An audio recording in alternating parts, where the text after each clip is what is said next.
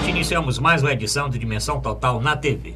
O nosso programa tem a produção do querido jornalista Ronald Machado. Lembra, para iniciar o WhatsApp do programa, encaminhe sua mensagem, que é Fortaleza 85 999 25 11 22. Bem facilzinho. Aqui é Fortaleza 85 999 25 11 22. Lembra também o nosso portal na internet, portal@arrudabaixo.com.br, para o telespectador rever os programas anteriores. Lembrando que logo após a primeira apresentação, nosso programa já está no canal do YouTube, já está no meu portal também. O telespectador que perdeu ao vivo pode assistir no canal do YouTube da TV Mais, tvmais.org, no nosso portal na internet, portal@arrudabaixo.com.br, a partir já do primeiro dia de apresentação. Bom, no programa de hoje eu estou aqui com o Dr. Zé Maria Filomeno. Dr. Zé Maria Filomeno é advogado, economista, colunista do jornal O Estado, colunista do nosso portal na internet, comentarista político do programa do Fernando Maia na Rádio Assunção. Dr. Zé Maria, campanha começou, né? Agora registro das candidaturas, tem ainda aquela pendência do ex-presidente Lula, mas as outras chapas já todas definidas, né? Eu queria falar com o senhor a respeito do debate, o primeiro debate com os candidatos a presidente, que foi na Bandeirantes, na Band. O que é que o senhor achou do debate? O que é que se tirou desse debate? A campanha realmente começou para valer? É assim, a campanha começa oficialmente a partir do dia 16, né, na quinta-feira, um dia após o prazo final de registro das candidaturas no TSE. Olha, eu gostei do debate. Muitas pessoas não gostaram, acharam o debate muito tarde, acharam o debate com 8 candidatos, que realmente é um pouco inconveniente, né? Mas é a regra eleitoral, tem que se convidar todos os candidatos cujas coligações tenham 5 ou mais parlamentares federais. Não é o ideal, porque realmente você tem muitos candidatos ali que não tem chance de chegar ao segundo turno. São candidaturas muito mais para marcar uma posição política do que para tentar chegar à presidência. O tempo é curto, né? 1 minuto e meio para responder uma pergunta polêmica, perguntas assim complexas, né? Sobre questão da saúde, da educação, da segurança, realmente é insuficiente. Mas esse confronto entre candidatos é positivo. A população acaba extraindo características, acaba extraindo informações, acaba extraindo proposta dos candidatos. Por exemplo, né, você teve essa proposta aí do Ciro Gomes, nós vamos debater sobre isso. Vamos falar do SPC. De limpar, né, os cadastros negativos da população. Essa proposta, ele já tinha comentado sobre isso, mas ela foi debatida. Você teve o caso que veio à tona, o caso que estava um pouco adormecido, já tinha sido denudado, mas o debate proporcionou que essa informação fosse revigorada, que é daquela Laval, né, da suposta funcionária fantasma, assessora do Bolsonaro. Do Bolsonaro. Que, aliás, né, doutor Zé Maria, parece que engrossou essa semana, engrossou o problema, porque o jornal investigativo vai atrás, né? Foram atrás e encontraram a dona Val vendendo açaí na praia, não sei onde, no horário do expediente. Né? Eu acho que foi uma inocência, vamos chamar assim, muito grande do Bolsonaro, porque esse assunto já tinha sido abordado, esse assunto já tinha sido denunciado no início do ano, né? E ele deu várias desculpas de que a loja lá de açaí não era da Val, estava no nome dela, mas era da irmã, e que ela prestava serviço ao escritório dele lá em Angra dos Reis, né? Mas a coisa ficou aí muito nebulosa, né? Ele já devia tê-la demitido no início do ano, né? Veio demitir agora. Demitiu agora, né? E outros também que estava nas férias dela, isso. Uma coisa mal contada, numa época dessa de campo eleitoral, com imprensa investigativa, não tem como. Muito mal contada. Né? Você teve outros casos também que foram colocados à tona, em relação ao candidato Alckmin, né? Ele sempre enfatizando os seus feitos, né, no governo de São Paulo. Isso foi contestado. Agora, no geral, eu não vi um vencedor do debate, alguém que tenha se destacado a mais, né? os candidatos estavam muito bem preparados, o próprio Bolsonaro, né, você não viu os Bolsonaro muito light, né, em relação às suas manifestações anteriores, né, não era aquele Bolsonaro exacerbado, radical, né. O Ciro Gomes, ele foi um dos candidatos que pelo menos fez algumas propostas, né, essa aí do SPC, que criará 2 milhões de empregos na construção civil, através da retomada de obras públicas. E a Marina Silva, aquela mesma postura dela, né, de se mostrar ética acima de tudo, que não faz qualquer negócio, né, pelo poder, né. Inclusive ela foi autora de uma frase que eu acho que interessante, né, que não serão as pessoas, né, não são os partidos, não são os políticos que criaram a situação atual, os problemas atuais, que irão resolvê-los, né. Isso criticando, né, a ampla aliança que o Alckmin fez, principalmente com os partidos do Centrão. Agora, é interessante, eu até fui mal interpretado nisso, lá no programa do Fernando Maia. Eu não vi nenhum ganhador do debate, mas tem 2 candidatos que saíram ganhando com o debate, né? Não que eles se destacaram, né? Mas pelo menos eles passaram a ser conhecidos, né? Tiveram o mínimo de conhecimento que não tinham, que é o Boulos, o Guilherme Boulos, do PSOL, que é muito desconhecido para a grande maioria do eleitorado, e esse Cabo Daciolo, né, que era um completo desconhecido. E eles adotam um discurso, embora eles ocupem espaços diametralmente opostos no fecho político, né, um é de extrema direita, outro de extrema esquerda, mas adotam aquele discurso populista, aquele discurso fácil, aquele discurso simplista, de que nunca ocuparam cargos públicos, que são a verdadeira renovação na política, que tudo que se foi feito até hoje foi em prol dos mais privilegiados, dos mais ricos, e eles vão adotar políticas que beneficiem as classes, né, mais humildes, mais pobres, né. Eu vi nesse aspecto. Certo. Doutor Zé Maria, como nós temos que adotar aqui uma política de falar de todos os candidatos, eu vou citar alguns para o senhor comentar um pouquinho, né? Por exemplo, o Meirelles, né? O Meirelles, com aquele jeito dele assim, professoral, que dando uma aula, o que é que o senhor achou do Meirelles no debate? Ele vai ter bastante tempo de televisão, né? Tirando o Alckmin com a sua grande coligação, o Meirelles e o PT, a chapa do PT, com o PCdoB, ou Lula, ou o Haddad como candidato, são os 3 maiores tempos de televisão. Mas o que o senhor acha no debate? Eu acho que ele estava um pouco nervoso ali, primeiro debate, embora ele tenha sido eleito já deputado federal quando desistiu da cadeira para assumir o Banco Central ainda no governo Lula. Mas o que o senhor achou da participação, do desempenho do Meirelles no debate? Ele até foi agressivo um pouquinho, ele tentou, vamos dizer, engrossar um pouquinho ali com o Alckmin também, né?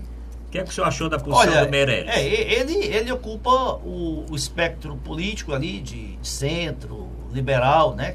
Concorre aí com o Alckmin nesse campo político. Ele procura passar a imagem daquele político competente, né? Daquele gestor competente. Tanto que o slogan da campanha dele é "Chama o Meirelles", né? Já que ele foi convocado pelo presidente Lula, já no seu primeiro ano de governo, para ser presidente do Banco Central, e passou 8 anos no governo Lula como presidente do Banco Central. Teve até de renunciar ao mandato de deputado federal. E agora, quando o Temer assumiu com o impeachment da ex-presidente Dilma, ele foi chamado para ser ministro da Fazenda, um momento em que a economia continua ainda, mas estava assim numa situação muito crítica, né, precisando de medidas emergenciais. Então ele quer passar essa imagem de competente, né? Tanto que ele tenta capitalizar os feitos até do governo Lula, né? Olha, ele disse: nós criamos, né, 12 milhões de empregos. Ele citou o Lula. Citou o Lula e também no governo Temer, né? É muito espinhosa a missão dele, porque ele é identificado diretamente com o presidente Temer, que resiste aos maiores índices de desaprovação, de impopularidade da história. Realmente o governo Temer, por várias razões, é um governo muito mal avaliado, e é muito difícil dissociar a imagem do Meirelles do Temer. Então, a missão dele é muito difícil. Bom, vamos falar de outro candidato, que também é a primeira vez que participa de uma campanha para presidente, que é o Álvaro Dias. Né? O Álvaro Dias sempre chamando ali o Moro para compor a equipe. Eu queria até que o senhor falasse, né? Porque de tanto ele falar que o Moro vai ser convidado para ministro da Justiça, o juiz Moro emitiu uma nota que não podia se manifestar. Nem dizendo que sim, nem que não. Só que uma nota dizendo que nem que sim ou que não, ele disse que não podia dizer que não porque ia prejudicar o candidato. Nem dizer que sim porque podia beneficiar o candidato. Uma coisa mais ou menos assim. Mas na hora que você diz que pode ser, você está beneficiando até certo ponto quem falou que iria convidar. Não foi isso, não?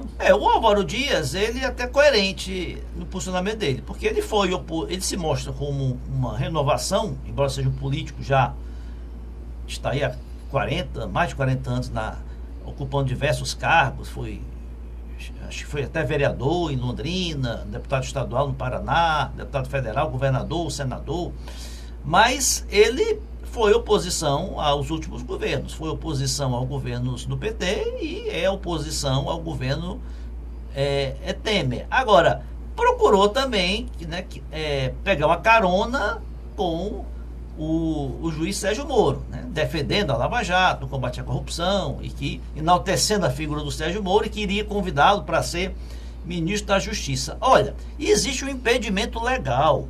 Magistrado, juiz, desembargador não pode ocupar cargo no executivo. Precisaria o juiz Sérgio Moro, para assumir o Ministério da Justiça, né, renunciar, né, ao seu cargo de juiz. Acho que ele dificilmente faria isso. Então, é um marketing, né? É um marketing, né? É um marketing porque o juiz Sérgio Moro não pode ser ministro da Justiça, né? Ele não iria renunciar à magistratura para isso, né? O Bolsonaro também já quis pegar carona com o Sérgio Moro, disse que convidaria ou indicaria o Sérgio Moro para ministro do Supremo. Aí é até viável, possível, porque está dentro da hierarquia do judiciário. A declaração do Sérgio Moro também foi infeliz, porque diz que ele quis se mostrar distante do meio político, né? Então, ele não pode se manifestar sobre proposituras políticas que envolvam o seu nome. Ele poderia muito bem dizer que é juiz, como juiz não pode exercer cargo no executivo e no legislativo, e que não pretende, né, não pretende assumir cargos no executivo. Pronto. No momento, seja de que o governo for. No momento não está nos seus planos, né? Seus planos, queria terminar as investigações, esses negócios todos. Bom, nós falamos do Álvaro Dias e falamos do Meirelles, né? O senhor citou aí o Cabo Daciolo, né? O Cabo Daciolo tem uma história assim meio interessante, né? O Cabo Daciolo foi o grande líder daquelas greves dos policiais. Ele, bombeiro do Rio de Janeiro, né?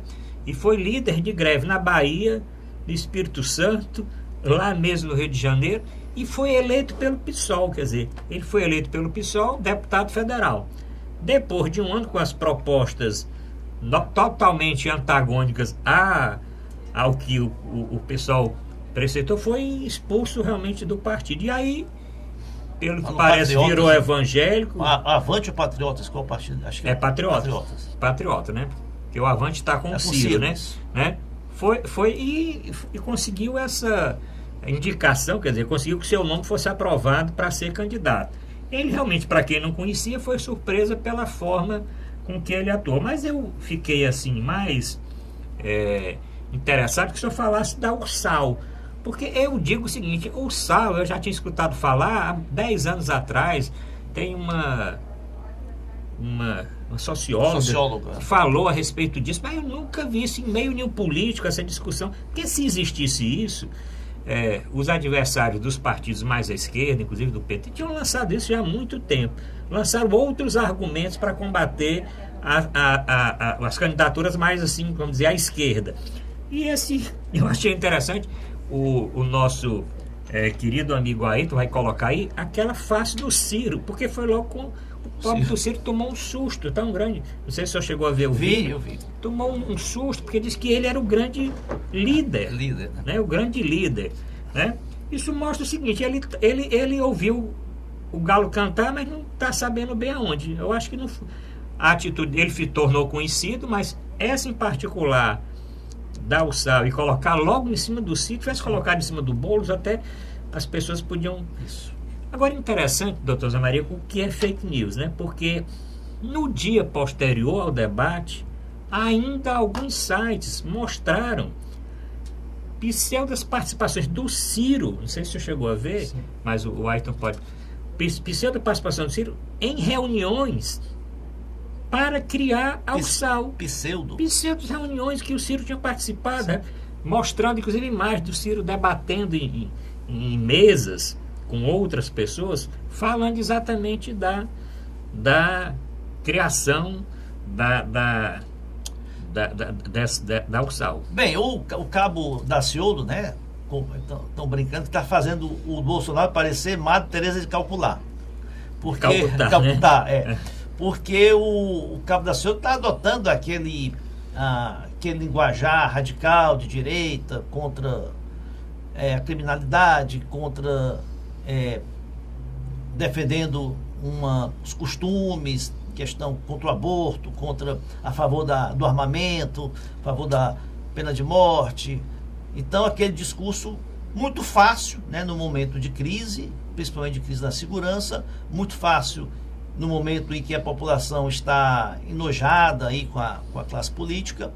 Inclusive, ele defende aí a quebra de privilégios, quebra de isenções, benefícios fiscais para grandes empresas, né? Um discurso muito fácil. Agora, em relação a essa questão da Al-Sal, a própria, não lembro o nome dela, né? Tem uma socióloga, antropóloga, né, que cunhou esse nome Al-Sal até de forma jocosa, né, fazendo até uma ironia, né? Vão acabar criando a União das Repúblicas Socialistas da América Latina, né? Mas de forma irônica, de forma numa brincadeira, né? E em relação ao Ciro, ele primeiro afirmou que o Ciro seria um dos fundadores do Foro de São Paulo, né? O Foro de São Paulo eram reuniões que aconteciam em São Paulo com líderes da esquerda de países da América do Sul, a grande maioria líderes que tinham sido presos, exilados nos períodos em que as nações da América Latina passaram por ditaduras militares, né?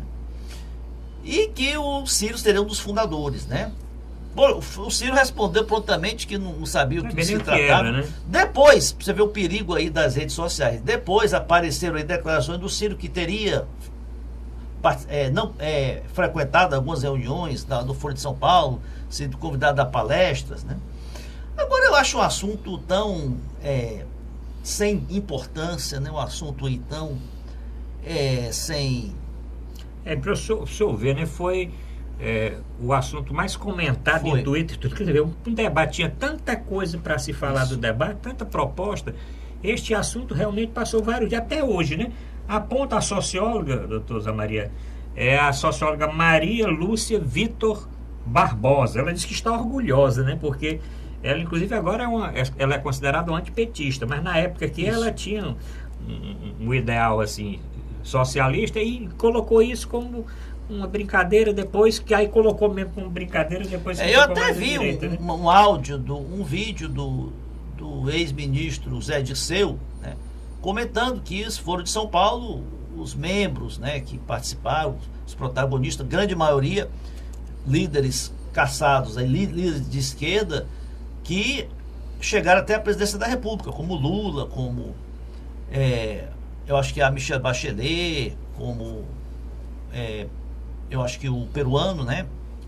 E que o único que não tinha chegado ainda era o Ciro, né? Então, Ciro poderia até dito, olha, participei de algumas reuniões do Foro de São Paulo, mas não tenho nenhum alinhamento com o pensamento desse grupo, e sobre essa Al-Sal, nunca ouvi falar sobre tal assunto. Bom, nós devemos ter agora, nas próximas semanas, outros debates, né? Porque todas as emissoras vão realizar debates.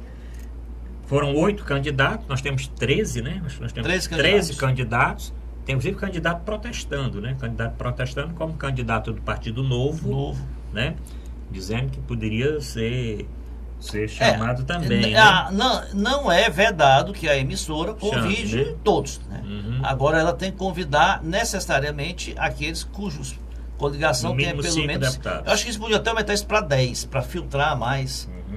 Bom, então nós Evitaria, né? Evitaria como disse o Ciro, a democracia é muito boa, mas tem seus preços, né? O preço que ele quis dizer era ouvir essas asneiras aí do Cabo da Ciúma. Bom, nós citamos então todos os candidatos. Nos próximos programas, juntamente com a discussão dos outros debates, voltaremos a falar a respeito da campanha presidencial. Vamos fazer o primeiro intervalo, voltamos já para falar da disputa aqui no estado do Ceará.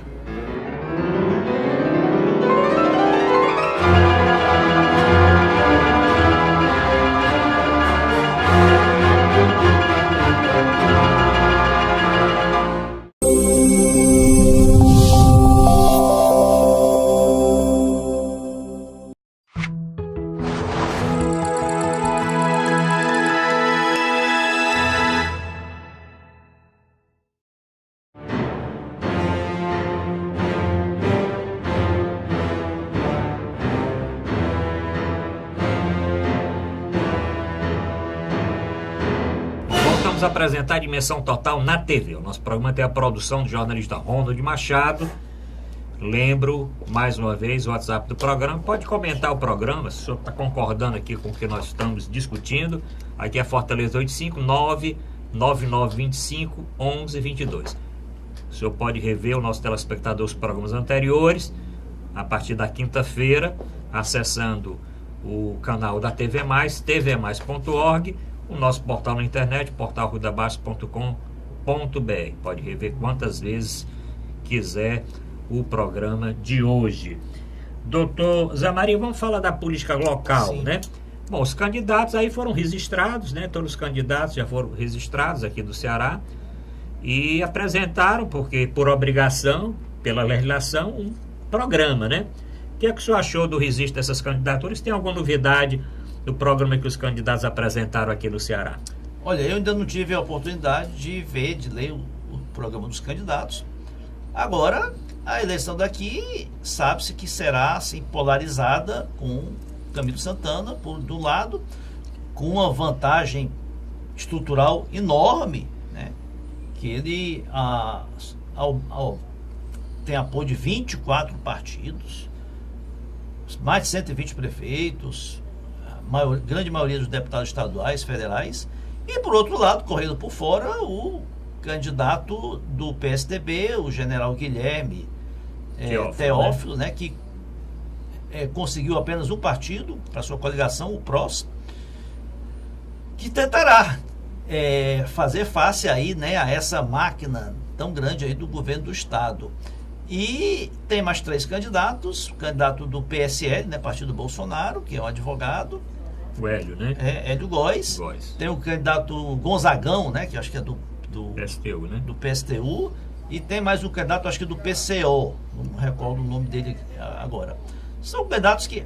Ainda assim, não, tem o candidato do PSOL, né? O PSOL, que já foi candidato a governador. O Ayrton Lopes, Ayrton, né? Lopes. Espera-se que o Ayrton Lopes tenha uma votação bem superior à da eleição passada, já que há muitos petistas, né, descontentes aí com a coligação montada pelo governador Camilo Santana, principalmente aquela ala mais radical do PT, e que é possível que muitos simpatizantes do PT venham a votar no Ayrton Lopes.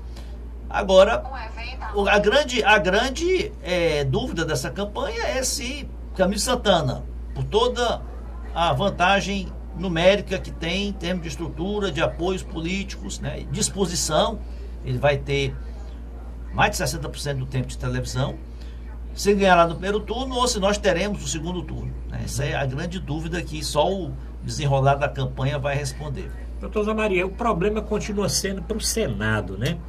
Porque, inclusive, o candidato a presidente Ciro Gomes diz que vai fazer campanha para o irmão, que é o Cid, candidato ao Senado pelo PDT.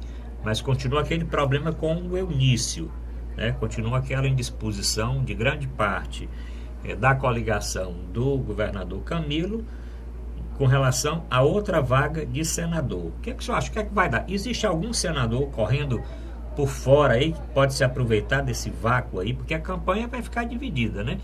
Porque os partidários também do PT esses, desde o início, mostravam interesse que o senador Pimentel fosse candidato à reeleição. Então, já ficaram insatisfeitos com a postura, quer dizer, da coligação de indicar só o candidato Cid e deixar a outra vaga aberta, para beneficiar, claro, diretamente aí o senador Eunício. O que é que o senhor acha que vai dar? O Ciro tem dado declarações sempre citando o PMDB como um partido mais corrupto que existe, como o Temer sendo chefe de quadrilha, citando inclusive o próprio candidato ao Senado, Eunício, como citou já em diversos debates e entrevistas, né? Citou que ele era corrupto.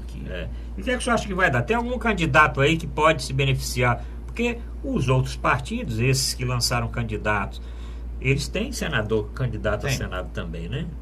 Olha, esse alinhamento, essa aproximação do senador Eunício Oliveira com o governador Camilo Santana, ela iniciou-se em meados do ano passado e eu já dava como certa essa coligação do governador Camilo Santana apoiando a reeleição do senador Eunício Oliveira. A princípio, essa aproximação deu-se em termos institucionais, já que, como presidente do Senado, o senador Eunício Oliveira tem poder, tem influência para liberação, para auxiliar, para facilitar a liberação de verbas e de projetos que beneficiam o Estado do Ceará. Então, nada mais natural de que haja essa colaboração. Só que ela ultrapassou os limites da institucionalidade para o campo político, né? E a grande dúvida era se os Ferreira Gomes também, né, abraçariam, né, essa coligação com o Camilo Santana, do Camilo Santana com o Eunício Oliveira. Em relação ao PT, Camilo Santana ganhou a queda de braço com as alas do PT que queriam realmente o lançamento da candidatura da reeleição do senador Pimentel ou de um outro candidato do PT, ventilou-se a Luiziane Lins.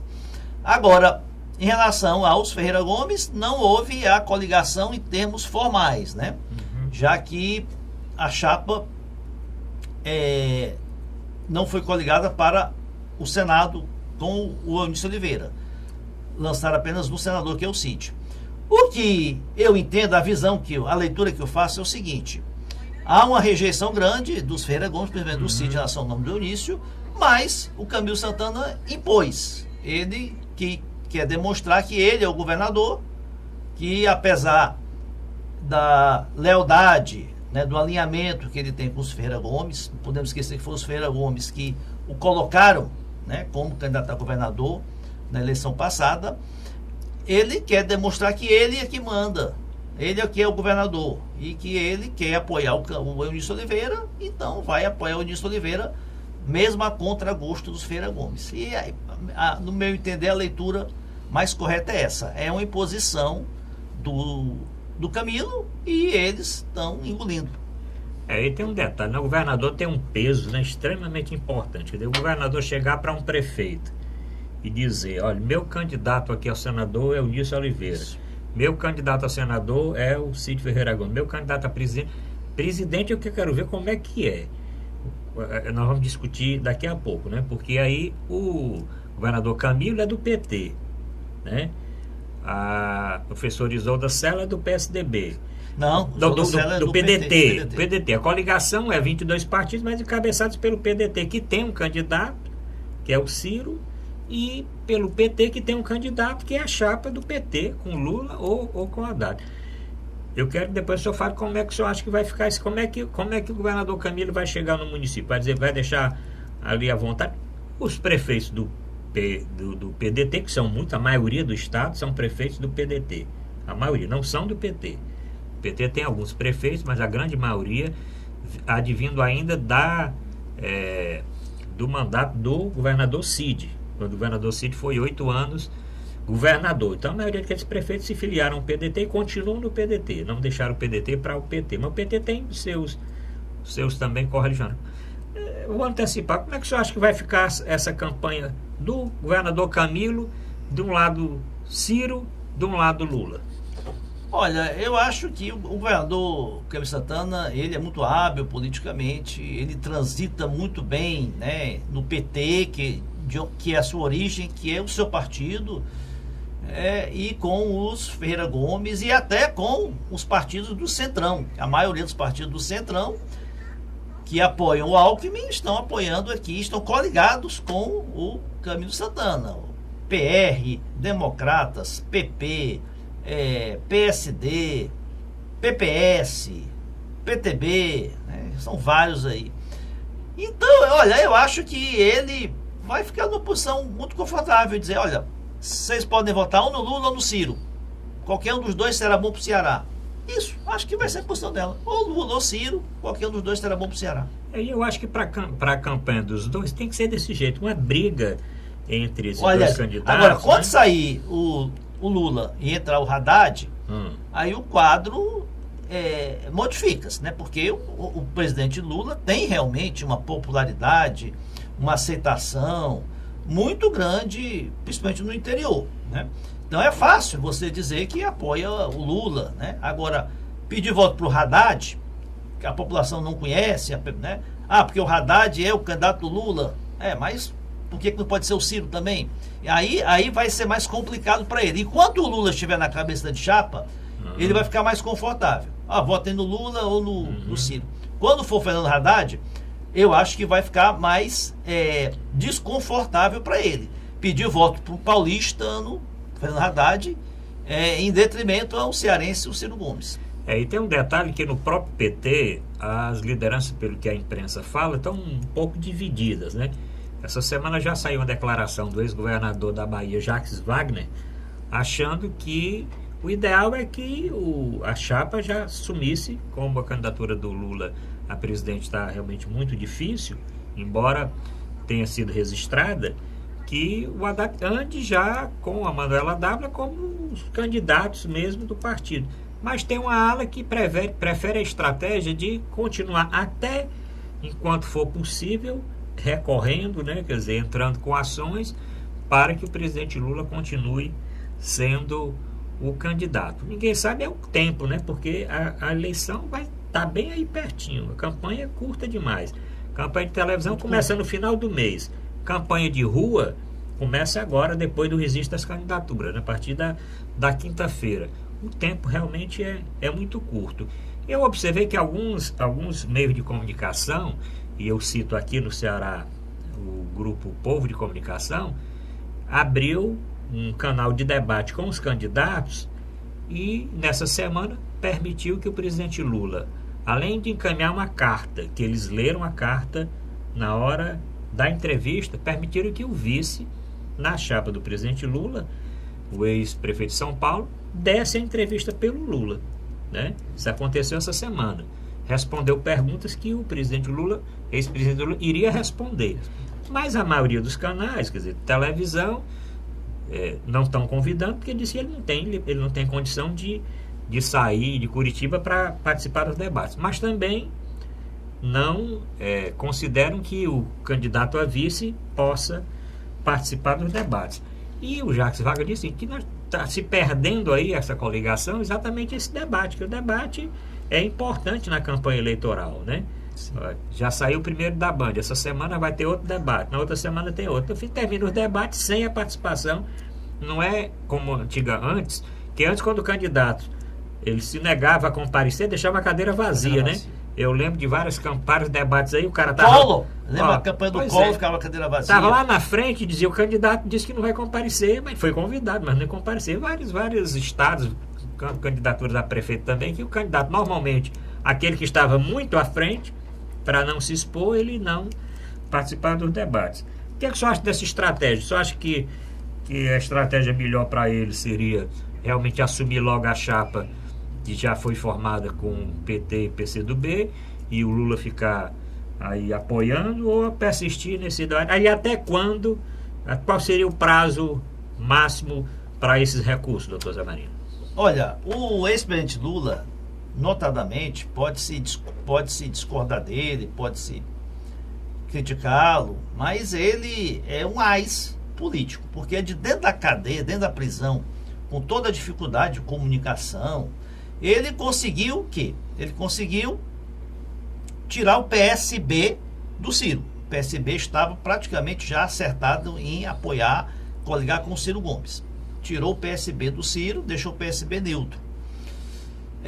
O PCdoB também, havia conversa do PCdoB para Dávila, né, para candidata ser, talvez até vice do Ciro. Também conseguiu, além da Manuela desistir da candidatura, que ela ficasse, que o PCdoB coligasse com o PT e ela ficasse de stand-by, é uma reserva de vice. Agora, o Lula e o PT sabem que no frigir dos ovos a candidatura dele vai ser impugnada pela Justiça Eleitoral. Ele está enquadrado na ficha limpa, na lei de ficha limpa, tem condenação em segunda instância, então é inelegível. Se as condenações dele foram justas ou injustas, isso é outro aspecto. O aspecto objetivo é que ele está na ficha ele é ficha suja, não pode ser candidato. Agora, por que se insiste na candidatura do Lula até a última instância? Porque o Lula tem um capital eleitoral de 30% a 35%, mesmo na condição de preso, nem na condição de condenado, e eles achavam que retirando a candidatura, lançando outro, esse capital podia se pulverizar, esses votos podiam se pulverizar no Ciro, na Marina e outros candidatos. Então eles querem manter compacto esse capital eleitoral até o último momento, que acho que assim será mais fácil de transferir para outro candidato. A outra razão era de manter o apoio, né, de vários partidos e governos, né? Talvez, se o Lula não fosse candidato, eles não teriam conseguido que o PSB não coligasse com o Ciro. Não teriam conseguido que a Manuela Dávila desistisse da candidatura. Você vê vários governadores, né, estão apoiando o Lula, porque o Lula. Você tem 8 governadores do Nordeste, de vários partidos, né, que apoiam o Lula. Então eles queriam manter, né, esses apoios compactos. E a outra razão é o seguinte, já prevendo uma eventual derrota, que o Fernando Haddad não chegue ao segundo turno, se chegar não ganha a presidência, será de deslegitimar essa eleição, né? Mostrar o final que, olha, essa eleição ela foi fraudada, foi um golpe, porque não deixaram o Lula ser candidato. Houve lá um conchavo do Sérgio Moro, dos procuradores, né, com o PSDB, com as elites, para tirar o Lula do jogo eleitoral, para o Lula não retomar os programas sociais que beneficiam os pobres. Então, já levantar as bandeiras, né, do PT nos próximos 4 anos, que o PT vai para a oposição, de deslegitimar o próximo governo, que é um governo ilegítimo, que foi fruto de um golpe contra o Lula. Bom, vamos encerrar agora o segundo bloco, voltamos do terceiro bloco para o Pinga Fogo e vamos falar ainda de vários assuntos importantes, tanto para a política nacional como também aqui do Ceará. Voltamos já.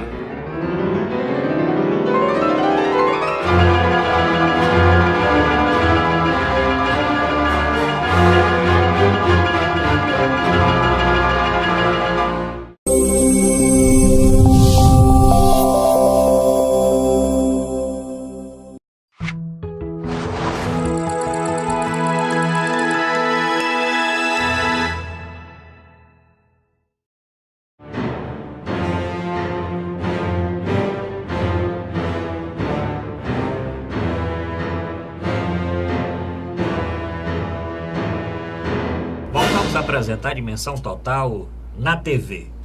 Um abraço aqui para o nosso querido companheiro Mourão Cavalcante, que está aí convalescendo de um pequeno problema de saúde, mas próxima semana, com toda certeza, vai estar aqui no nosso debate.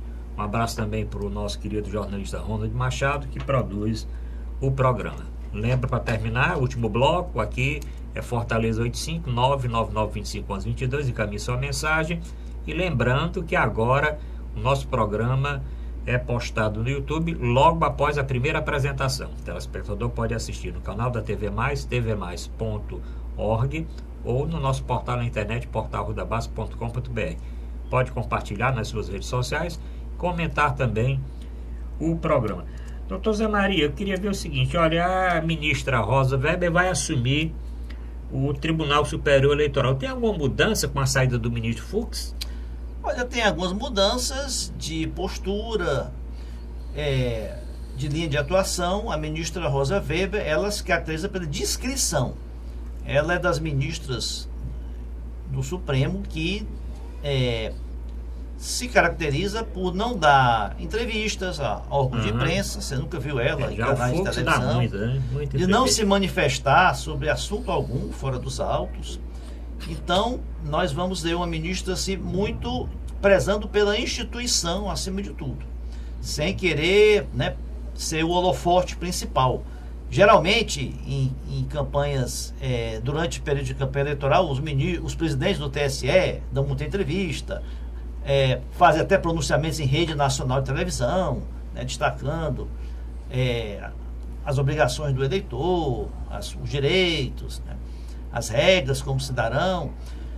E ela não, ela pelo menos ela tem se notabilizado por ser muito discreta, ser uma magistrada muito que segue estritamente o ritual que se espera de um juiz. Agora, ela vai passar por questões muito espinhosas, né, vamos dizer assim, a começar pelo caso do presidente Lula, né? Logicamente, quinta-feira, dia 15, será registrado até às 19 horas. E no mesmo dia, pode ter certeza que os pedidos de impugnação já vão ser impetrados, já estão prontos, de partidos, de outros partidos e até do Ministério Público. E todo esse rito, né, como se dará, se esse processo será apressado para se ter uma solução o mais rápido possível, que não provoque aí instabilidades, né, na eleição, já que o Lula deve continuar sendo o principal candidato nas pesquisas eleitorais. Esse ritmo vai ser ditado pela presidente do TSE. Acho que, pela sua postura, ela vai seguir a processualística da lei. Os prazos da lei vão ser cumpridos, né? Não vai se apressar nada, nem se procrastinar. Agora, ela tem uma posição, ela foi a favor da ficha limpa, ela tem uma posição muito rigorosa do ponto de vista eleitoral. Ela já declarou que a presunção de inocência, ela é um princípio fundamental no direito penal, mas necessariamente não se aplica no direito eleitoral. Ou seja, o fato de alguém ainda carecer de recursos na esfera penal, mas já ter sido condenado em segunda instância, né, não afasta a sua inelegibilidade. Agora, doutor Zé Maria, existem casos em eleições anteriores em que as pessoas favoráveis à candidatura do ex-presidente Lula falam que tem mais de 150 candidatos na eleição passada com o mesmo, vamos dizer, a mesma situação do presidente Lula, ou situação mais ou menos parecida, de condenado em segunda instância, que conseguiram liminar, através de liminar concorrer. Alguns depois foram impugnados as suas candidaturas e outros prosseguiram. Vamos aguardar aí. Eu queria comentar com o senhor dois assuntos para nós terminarmos o programa. Um era o caso da vereadora que foi assassinada no Rio, Marielle Franco, 5 meses. E agora o ministro da Defesa, Raul Jungmann, diz que está oferecendo à Polícia Federal para assumir o caso. Inclusive dando uma declaração que é assim, dizendo que o caso até agora não foi resolvido porque existem políticos, né? Existem pessoas envolvidas. Saiu inclusive uma matéria na semana passada associando o assassinato aos deputados do MDB, inclusive alguns presos naquela operação que teve lá junto com aquele pessoal dos ônibus, os baratos, o Pisciani, o presidente. Há tempos mais anteriormente era um vereador, um assessor de um vereador que estava envolvido também. Depois um cara que está preso, que é líder de uma milícia. O que é certo é o seguinte: 5 meses e tem essas várias linhas de vamos dizer, em andamento, e realmente não tem uma coisa concreta, porque toda semana surge uma linha de investigação diferente. O que o senhor acha? O senhor acha que esse caso já deveria estar na alçada da Polícia Federal? Olha, bem, não me surpreende já terem transcorrido 5 meses e o caso não ter sido elucidado. Só 8% dos homicídios no Brasil são elucidados, né? É indicado o autor da materialidade do crime. E, logicamente, que esse crime foi um crime protagonizado por, vamos chamar assim, entre as profissionais, né, do crime, ou membros de facções criminosas, né, facções aí do narcotráfico que disputam o domínio do tráfico de drogas no Rio de Janeiro, que era algo que ela combatia bastante, né? Ela fez muitas inimizades em relação a isso, ou de milícias da polícia também, ou seja, agentes aí que sabem muito bem como executar um crime sem deixar rastro. Eu não acredito que os Polícia órgãos Federal? policiais que estão à frente da investigação, Polícia Militar, Polícia Civil, corregedorias, o próprio Ministério Público, eles estejam, né, relaxando ou evitando que o caso seja elucidado. Pelo contrário, eu acho que tem um esforço muito grande. Agora, não depende só da vontade da polícia descobrir o autor, né? Depende da competência, do transcorrer da investigação que leve, né, aos suspeitos. Ele já teve alguns suspeitos que foram até presos, né? Foram até presos, né? Foram até presos temporariamente. Eu vi uma notícia alguns meses atrás. Até na época, quando foi preso, que não foi só um, foram mais de uma pessoa, que ali fosse o fio da meada. Né? Mas aí logo depois surgiu a linha de investigação, que eram aqueles grandes deputados do PMDB. Agora, o ministro Raul Jungmann, logicamente, quando ele dá uma declaração dessa, ele deve ter informações, né, dos bastidores, logicamente que ele tem... a Polícia Federal participa também da investigação, ela não está à frente, né, participa também. Ele deve ter informações seguras de que existe a possibilidade de interferências políticas nas investigações, né? Então, acho que ele tem razão. Eu acho que deve ir para a Polícia Federal mesmo. Até porque nós temos o Estado do Rio de Janeiro que está sob intervenção. O Estado do Rio de Janeiro, a segurança pública do Estado de Janeiro está sob intervenção federal. O que também mostra uma espécie de contrassenso nessa declaração do Raul Jungmann, né? Se a Polícia Civil e a Polícia Militar estão sob o comando do Exército, então por que razão haveria de se suspeitar do governo federal, né, das investigações, né? Está tudo muito nebuloso aí, eu acho que é muito nebuloso. Vamos aguardar também nas próximas semanas se surge alguma coisa concreta. O que se sabe é que a Polícia Civil, a Polícia Militar e parece que até mesmo a intervenção do Rio são contra entregar o comando dessa operação à Polícia Federal. Agora é estranho realmente que um ministro dê uma declaração sem combinar com os russos aí, né? Vai dar uma declaração para criar mais polêmica, porque fica aquele negócio. Eu imagino o cara que não está acreditando, ele não está acreditando que lá vai se concluir nada, porque se ele está dizendo que é melhor passar sem combinar com eles lá, ele podia ter chamado, vamos fazer aqui, vamos compartilhar mais aqui, vamos fazer meio a meio aqui, vamos integrar tudo, fazer vamos aguardar o que é que vai acontecer. Doutor Zé Maria, eu queria conversar com o senhor também a respeito da entrevista que causou muita polêmica aí nesse final de semana, uma entrevista do presidente-geral da Polícia Federal. Presidente-geral ou diretor-geral? Diretor-geral. Né? Diretor-geral, Rogério Galouro, né, que ele concedeu no fim de semana uma entrevista, um jornal de grande circulação, e citou 3 coisas, né, que durante aquele domingo em que teve aquele habeas corpus liberando o ex-presidente Lula, ele recebeu ligações do juiz Moro, dizendo que não era para cumprir, ou que deixasse ele lá, da presidente da PGE, da Raquel Dodge, e do presidente do TRF4, Thompson Flores, exigindo que Lula permanecesse detido. Isso é o que a imprensa diz. O Thompson Flores, a semana, já deu uma nota dizendo que nunca falou com ele a respeito disso.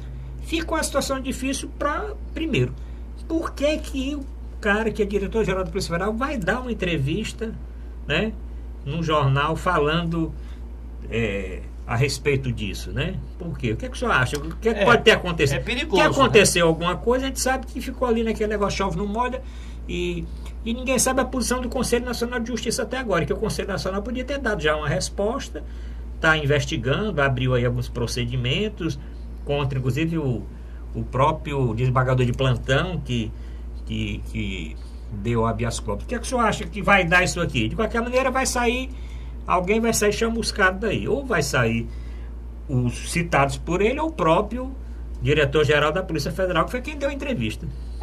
O diretor-geral da Polícia Federal, ele só deve dar entrevista coletiva, quando é para esclarecer uma operação que a polícia acaba de deflagrar, né? Já tivemos um diretor da Polícia Federal que caiu em função de entrevistas que deu, né? Acho que foi um dos primeiros que o Temer nomeou.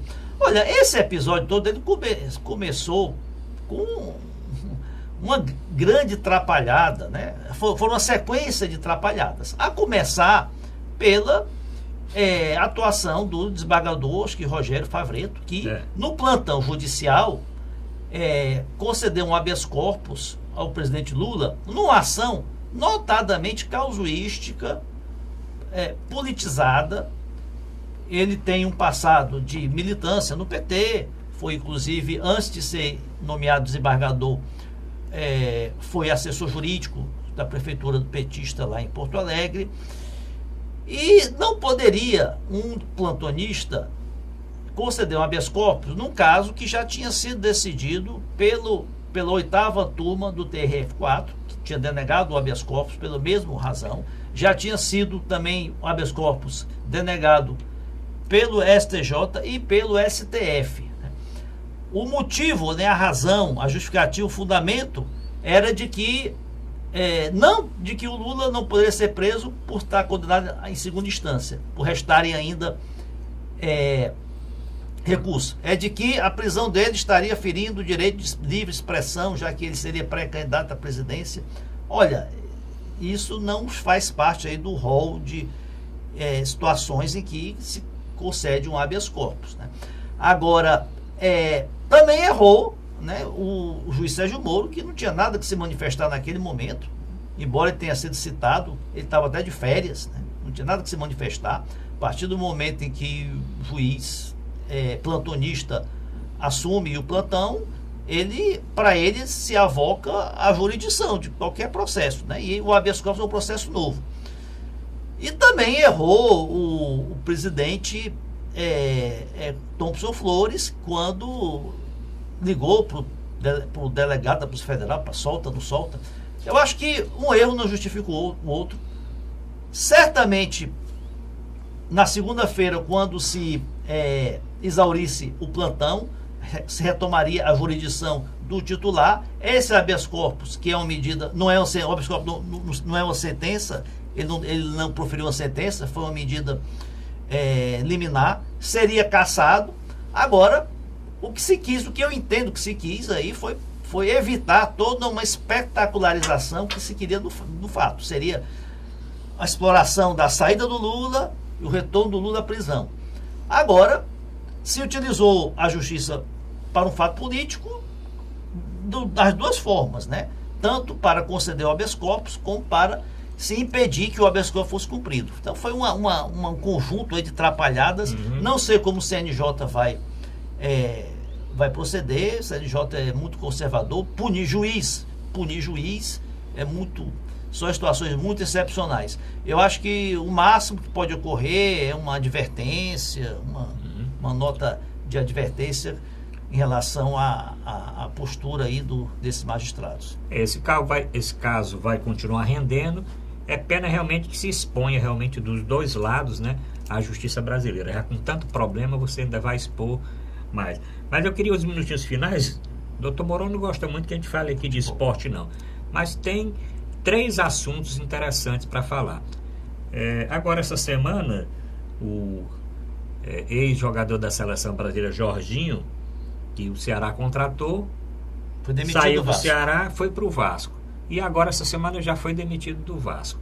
Tem, inclusive, na coluna do Juca Kfouri, que sempre escreve, colocou a volta do Cipó no lombo de Jorginho, porque ele considera, e muitos consideraram também, se bem que ele não estava bem no Ceará, né?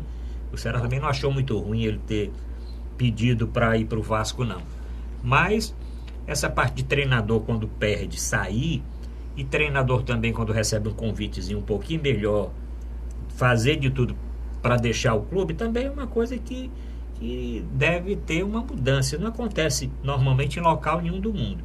Eu queria conversar com você com relação a isso, porque vários treinadores já saíram nesse campeonato, né? Vários já foram substituídos, e também a posição do Ceará, né, que patinou nas 2 últimas partidas, 2 empates aqui no Ceará, e a situação do Fortaleza, que parecia que ia ter um decréscimo e voltou a subir de uma forma assim que eu considero uma forma definitiva, né, já que o campeonato já está em andamento, já no seu segundo turno, e a distância do Fortaleza para o primeiro que está fora da zona de rebaixamento e até mesmo para o segundo colocado é uma distância bem importante. O que é que você acha do Ceará, dos próximos jogos? Inclusive vai jogar com o próprio Vasco.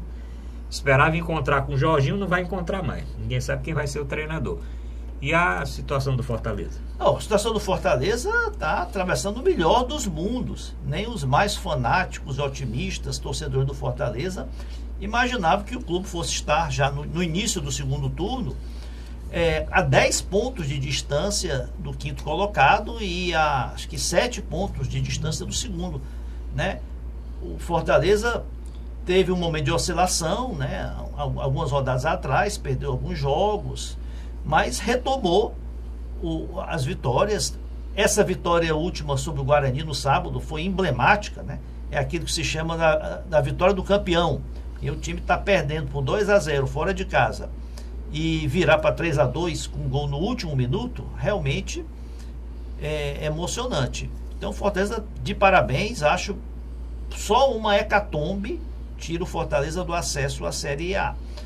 Pode até não ganhar o título, ainda acho que é o favorito ao título, mas o acesso eu acho que é praticamente garantido. O Ceará, o time encontrou-se com essas contratações do Juninho Quixadá, do Carmona, do Edinho. Então você vê que o Ceará hoje tem uma forma de jogar, tem um ataque, né, tá bem mais agressivo. Agora, lamentavelmente, o Ceará pecou nas finalizações e deixou passar 2 vitórias que seriam contra Santos e Atlético Paranaense, seriam fundamentais. O Ceará hoje, se tivesse ganhado esses 2 jogos, estaria fora da zona de rebaixamento, né, bem fora, estaria já, acho que 15º, 14º. Agora, não adianta chorar o chamado leite derramado. Tem que continuar nessa mesma tocada e tentar vencer os próximos jogos, que ainda é difícil, mas ainda o Ceará tem chance e tem hoje um time equilibrado, bem montado, estruturado, que pode sair da zona de rebaixamento. Sem dúvida, Fortaleza está indo aí, talvez até para ganhar o campeonato, ganhar a Série B, sem dúvida, o mais cotado, e classificar com praticamente uma grande chance, eu acho que mais de 95% de chance. O Ceará melhorou bastante, realmente no segundo, agora no depois da Copa, no finalzinho do primeiro turno, e está ali, não está mais na lanterna, já tem algumas rodadas que ele não está na lanterna, e também a sorte é que alguns clubes não estão subindo, né? O que deixa ali aquele grupo ali do Paraná, Atlético do Paraná, o próprio Santos que está por ali por perto, o Vitória está caindo, o Sport está caindo, né? Mas tem que ganhar. Essa história, jogou bem, mas pegou na finalização, olha, tem que ganhar. Bom, estamos concluindo o programa. Queria aproveitar nesse minutinho final, agradecer à Assembleia Legislativa do Estado do Ceará a homenagem que recebi essa semana no dia 13, com a solenidade que estava sendo comemorados os 300 anos da concessão das 6 Marias do município de Saboeiro. E considerando a atuação que eu tive como secretário de saúde nos municípios aqui do Ceará, principalmente naquela região ali de Saboeiro e Ubatuba, recebi essa comenda do presidente da Assembleia, Zezinho Albuquerque. Foi uma sessão solene que foi solicitada pelo primeiro vice-presidente na mesa diretora, Tim Gomes. Quero agradecer a todos que patrocinaram essa solenidade, da mesma forma que quero também parabenizar os outros homenageados e as famílias do meu querido município de Saboeiro. Bom, Então, Zé Maria, obrigado. Próximo programa devemos ter aqui a muito assunto para falar. Muito programa. assunto, ó, tem a semana todinha para comentar. Estou aguardando aí a sua mensagem via WhatsApp aqui no WhatsApp do programa. Obrigado a todos, fiquem com Deus e até a próxima semana.